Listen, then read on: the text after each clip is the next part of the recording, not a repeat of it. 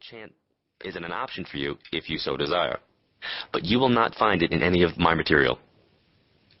I once, and I stress the word once, participated in a meditation class that had you move to the inspirational whining of a sitar. It was not the definition of peaceful, soft, new age, yanni-type music that so many of us have come to appreciate. It was quite annoying. But hey, I'm there. I figured I'd do it. We had to close our eyes for the meditation, stand in our own space, and dance rhythmically to this music. And here's the catch, while we were panting like a puppy. Now, most of the people in this group were quite advanced at this specific exercise, because they all seemed only too happy to get up, dance to the music of what sounded like nails on a blackboard, and breathe and pant as if they were in their 9th month of a pregnancy, in labor for about 35 hours, while practicing their natural childbirth breathing. I think you now have a good idea of my experience. After our 15-minute rain dance, we were to collapse and breathe the moment. By this time, I was already somewhat experienced with the art of meditation, but I was quite nauseous, dizzy, and breathing to the pattern of the spots that were in front of my eyes. Because I want you to appreciate the fact that I'm expressing my hopes for your successes with meditation, I feel it appropriate to share my failures. It is these experiences and a few more that have helped me to develop the meditation exercises on Side 2. In this next meditation escapade, my local gym canceled the usual 10 a.m. aerobics class and instead had this yoga master teacher introduce his technique for meditation and exercise. The gym manager introduced us all to Yoga Master Jim. My first thought was that this was not a very yoga master name, and I will admit that I was expecting something I couldn't pronounce nor spell. So he began to yogarize us. Now, at this time, I not only would consider myself in good physical condition, but pretty advanced in the meditation department, being that I did it almost every day. I stretched and contorted for about 45 minutes. Somewhere in there, I must have forgotten the most important thing about the process. Yes, breathing. I passed out. I must have been out for a bit, because when I woke up to Yoga Master Jim's sitar music cool down. So we'll just blame that on the sitar. Ultimately, the right form of meditating is usually discovered by trial and error. The truth is that there are many ways to meditate. You as the student must find the right way for you. Unfortunately, my way might not work for you either. I can tell you this. I've had many successes with people who claimed in the beginning that they were unable to achieve any level of meditation. Many people tell me in my seminars and workshops that they are unable to meditate. I hear it all the time. I've tried for hours, they say, but nothing happens. It is right at that point I want to yell, ding, ding, ding, we have a winner. That is the idea and the goal. For nothing to happen. To achieve a level of nothingness. There is no meditation parade that gets launched when you get there. It is a state of mental relaxation. But I don't want you to think that all meditations are like that. Anytime you are focusing on a thought, subject, movie, book, prayer, or a daydream, you are meditating. What I will help you with on Side 2 is to guide you on a meditation. This will help you in the beginning. You will find that you may even lose my voice for a bit, but don't worry. Just pick up again where you are. And don't worry that you stop paying attention. Here are some key points. First, some cautions. Do not listen to this tape while driving or in any situation where you need to be alert. 2. Falling asleep. It is not uncommon to fall asleep the first few times you attempt this exercise.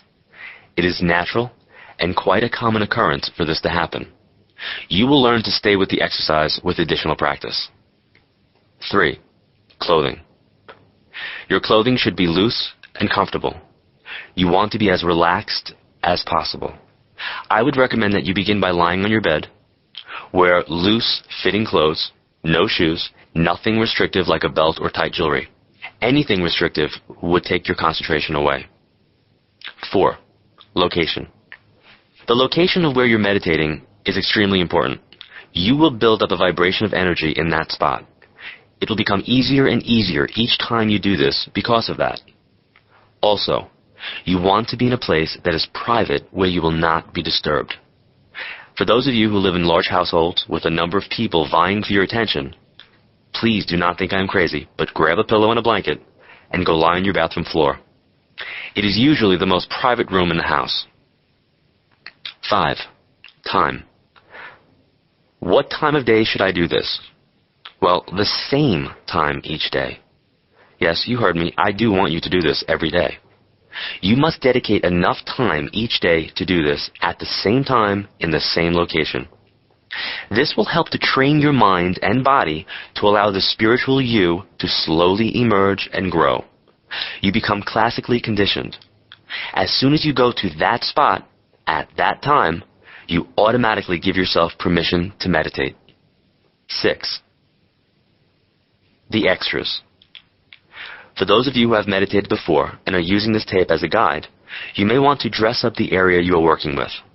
For example, many like to use aromatherapy oils, New Age music, flowers, incense, and burning sage, also known as smudging, in the area. This is acceptable. For those who are just beginning, you might find it distracting. You can work up to it in the future. 7. Noise. Try to focus only on the sound of my voice when doing this exercise. If you were listening to this on a Walkman, that would be even better. The fewer distractions, the better. However, you might want to shut the ringer off on your phone and lower the volume on the answering machine. If you're wearing a beeper or cellular phone, for the short period of time you're doing this, take it off. Okay, let's continue. Now there's something called mind noise. This is the bouncing ball of information that will start to happen as you begin the exercise on side B. Extraneous thoughts like, did I shut the iron off? Did I call Susie back? Did I mail the mortgage payment? All those random thoughts that come bouncing through your mind, allow them to bounce in and out. Do not focus on them or expand on them at all. The more you practice this, the less it will happen, and the more you'll be able to focus and have a successful meditation. The human body consists of many centers of energy. These are locations of focused and concentrated energy areas. These energy centers or vortexes are known as the chakras, spelled C-H-A-K-R-A-S. Chakra is a Sanskrit word and translates to spinning wheel of energy. These vital energy centers are located within our etheric body and enable us to process the universal energies around and within us. There are 7 major chakra centers in our body, and they directly correlate to our physical body. They are linked together in a central column that begin at the base of the spine to the crown of the head. When we open these centers and align them, we allow our vital life force energy, also referred to as prana or chi, to flow freely through these centers. The energy then spirals upward through each of our centers, ascending and spiraling. This is referred to as raising the Kundalini energy. Kundalini translates into serpent rising in Sanskrit. These centers are instrumental in our prana relating and working with our physical, emotional, mental, and spiritual energies. It is an energy network that affects every aspect of the individual. The main goal in working with these centers is to foster integration of all aspects of one's life to create a more holistic human being. We can create and live a more balanced and harmonious existence. Just the elements in our physiological system work with each other. Our spiritual network should complement them also. When we actively start understanding the chakras and really begin working to open them up and align them, we take aspects of our being, physical, mental, emotional, and spiritual, and put them in a harmonious state. The chakras are the gateway for our spiritual selves to manifest through our physical reality. Our thought processes unfold into the body, mind, and soul connection. When we live in a state that creates disharmony, disappointment, and dissatisfaction with ourselves, the potential is for it to then overflow and manifest into dis-ease. It has been an ongoing belief for many centuries that physical illness can be caused through a non-physical reality. So the opposite would be true also. Keep a healthy mind and spirit, and the physical body has more support to stay healthy. It is refreshing to see that the healthcare industry is now waking up to this. The welfare of the patient doesn't just rely on healing the physical body, but the whole person. About 10 years ago, I was working in one of the more prestigious healthcare centers in the Northeast of the United States. I offered to start what I refer to as a well-being group.